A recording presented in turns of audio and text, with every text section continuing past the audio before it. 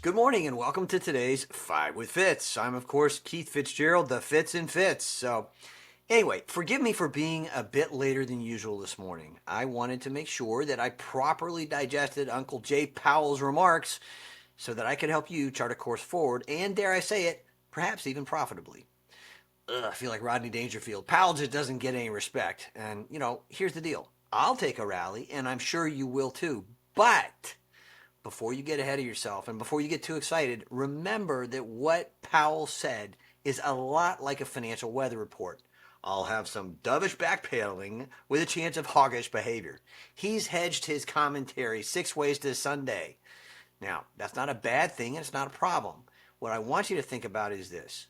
Rally or not, you cannot control the Fed. So start focusing on what you can control, like buying great companies, making must-have products and services that the world can't live without, and the tactics you use to do that. Trust me, your portfolio will thank you. Anyway, Powell, not so much.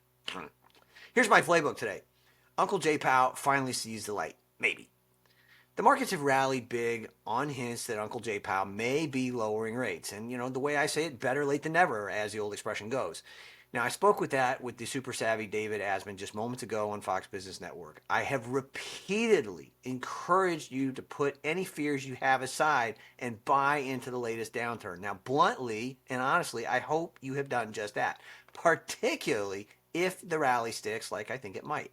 Imagine for a moment what'll happen if Powell actually does cut rates. This is going to be outrageous. There's still a lot of money on the sidelines, and this is going to be fuel. Fuel.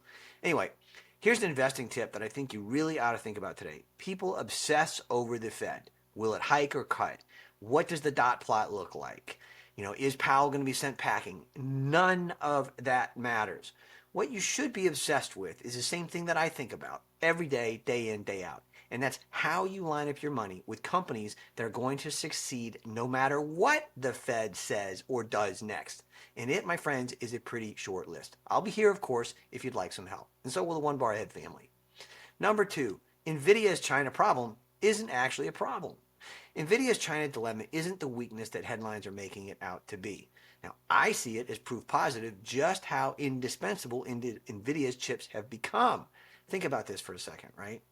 Beijing's latest move to block sales of NVIDIA's H20s, H20s, whatever you want to call them.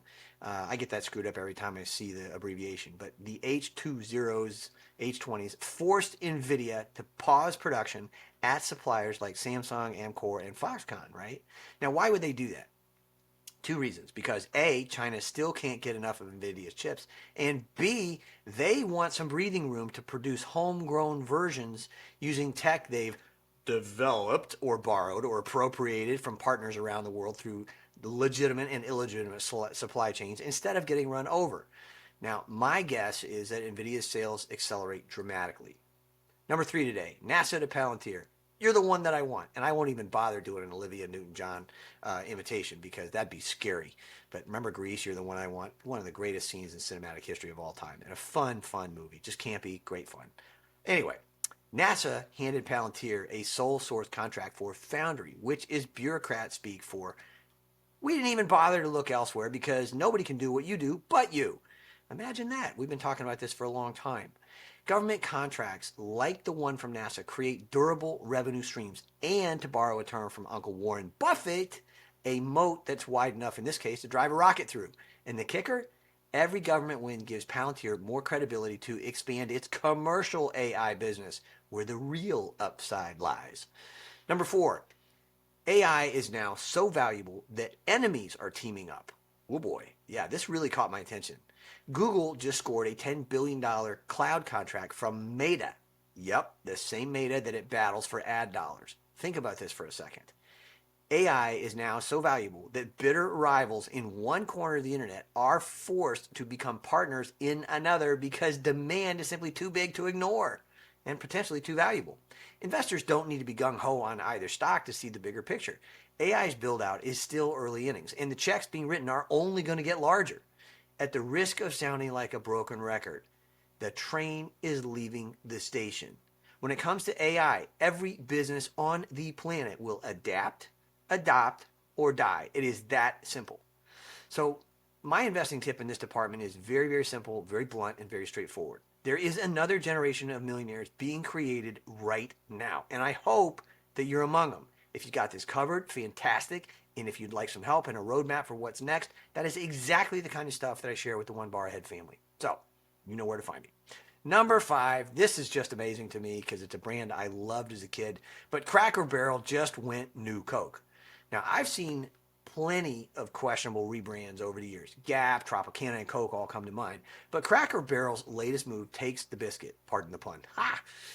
The company unveiled a new logo and a branding refresh, stripping away the old country store tagline and the iconic man leaning on a barrel.